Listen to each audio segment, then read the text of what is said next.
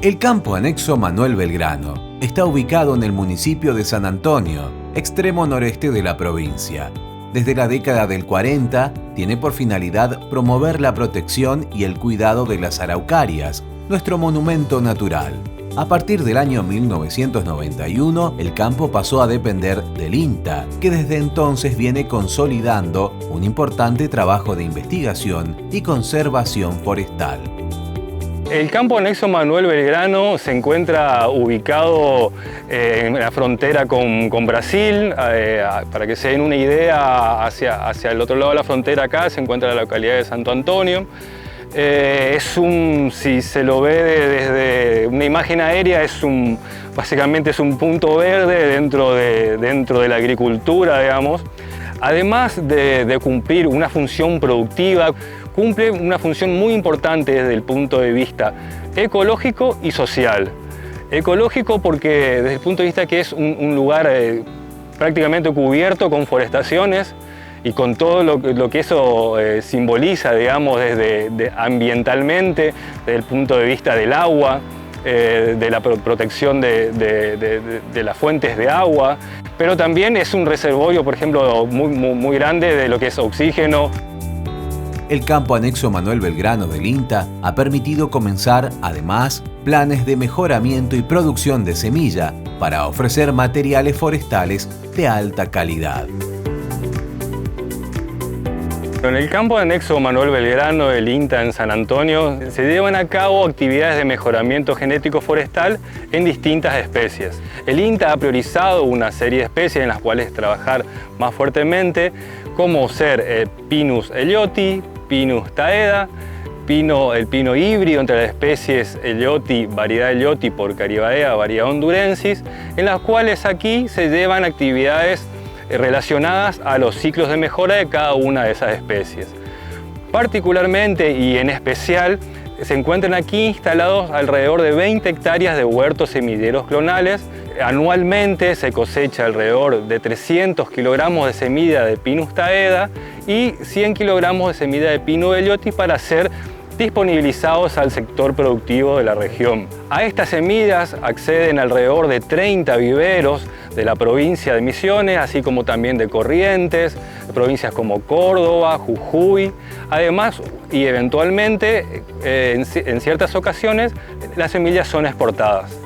Con las semillas que antes comentaba, que son disponibilizadas a los viveros de la región, resultan entre 7.000 y 8.000 hectáreas anuales forestadas a partir de estos materiales. El mejoramiento permite tener disponible genética de excelencia para el desarrollo del sector forestal. Es fruto de un lento proceso en diferentes etapas, hasta la obtención de material de reproducción o semillas. Hace unos días atrás estábamos cosechando en un huerto de Pinus taeda que pertenecía a la primera generación de mejora. Era un huerto si bien depurado genéticamente, pero continuaba perteneciendo a la primera generación. Esa primera generación de mejora nos permitió los ensayos instalados en esa primera generación de mejora y la obtención de evaluación y obtención de valores genéticos en esa primera generación nos permitieron seleccionar los mejores individuos, pero ya por valores genéticos, a diferencia de la selección en la primera generación, que era simplemente por características fenotípicas, lo visible del árbol. Es decir, el árbol que crecía más, ese se seleccionaba. Ese seleccionado, que era superior en crecimiento al resto, en una cierta medida. Aquí en este caso ya se partió de individuos seleccionados, pero según sus valores genéticos. Según sus valores genéticos en cuanto a las características, siempre en cuanto a características de interés. Y en una segunda generación de mejora, que es en esta, se incluyeron otros caracteres, a diferencia de la primera, que principalmente la selección era en cuanto a crecimiento volumétrico. ¿Qué características son las que buscamos con esta segunda generación? Además del crecimiento, se buscó mejorar la rectitud del fuste de los árboles y características de rama, básicamente diámetro de ramas y el ángulo de inserción de las mismas. Siempre se busca ramas más finas y con un ángulo de inserción cercano a los 90 grados. ¿Por qué es importante tener ramas de este tipo? Y en esta especie principalmente para facilitar las tareas de poda, por ejemplo. Además de tener ramas más delgadas, genera una menor herida en la cicatrización luego de la poda y disminuir el cilindro defectuoso en los árboles a la hora de la poda. Aumentando el valor de la madera cuando la vamos a vender. Aumentando el valor de la madera a la hora del aserrado, sí. Nudos de menor tamaño y bueno, la idea es concentrarlos en el menor cilindro defectuoso posible, digamos. Ramas más gruesas te generan una herida de cicatrización más gruesa, entonces por lo tanto es un cilindro defectuoso mayor. ¿Estos árboles están generando semillas? Sí, el año pasado, en el 2021, se realizó la primera cosecha de semillas en este huerto. Tiene alrededor de 2 hectáreas y 24 clones instalados. Entre el año anterior y la producción de semillas anda alrededor de los entre 30 y 50 kilogramos. ¿Y esa semilla ha ido a productores de nuestra zona? La semilla sí, tal como lo decís, fue destinada también, al igual que las semillas del resto de la producción que se produce en el campo, fue destinada a viveros de la zona, pero esta semilla no tiene un plus, o sea, tiene un grado de mejora mayor que las semillas que se cosechan de los huertos de primera generación, en las características que antes te mencionaba. Como te comentaba, los individuos de la segunda generación parten de los ensayos de progenies de la primera generación, de las cuales se evaluaron y se tuvieron valores de mejora.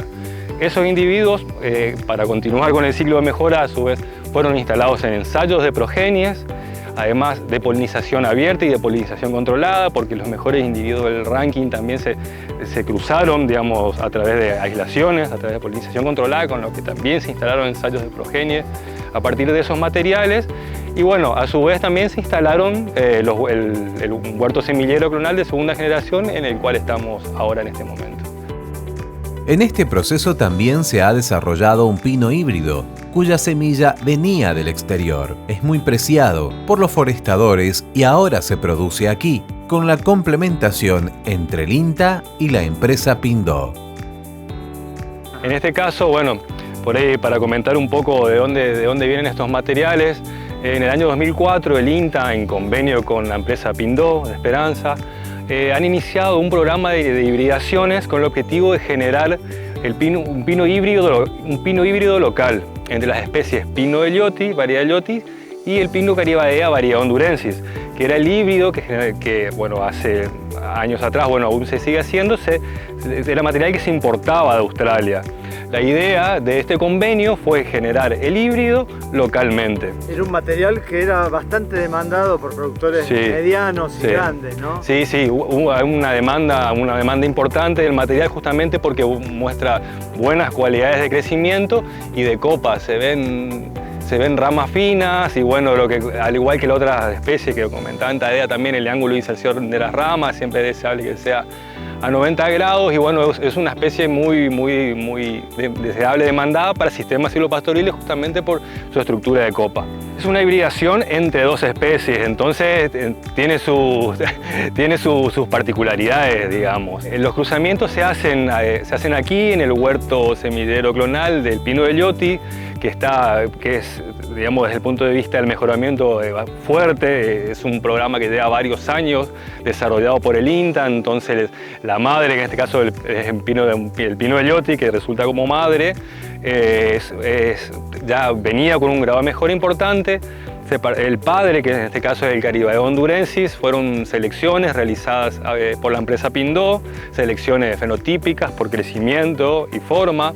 Se produjeron las hibridaciones y al igual que los ciclos de mejora de las otras especies que antes te comentaba, se instalaron pruebas de progenies. En función de la evaluación de esas pruebas de progenies, se seleccionaron árboles en cuanto a su crecimiento, características de fuste y copa. A partir de esas selecciones se cosecharon púas, se injertaron y se instaló un huerto semillero clonal de esta especie, que hoy cuenta con 22 clones y una superficie de aproximadamente 1 hectárea. Este huerto semillero clonal cumple la función de generar semillas híbridas F2, conocidas como F2.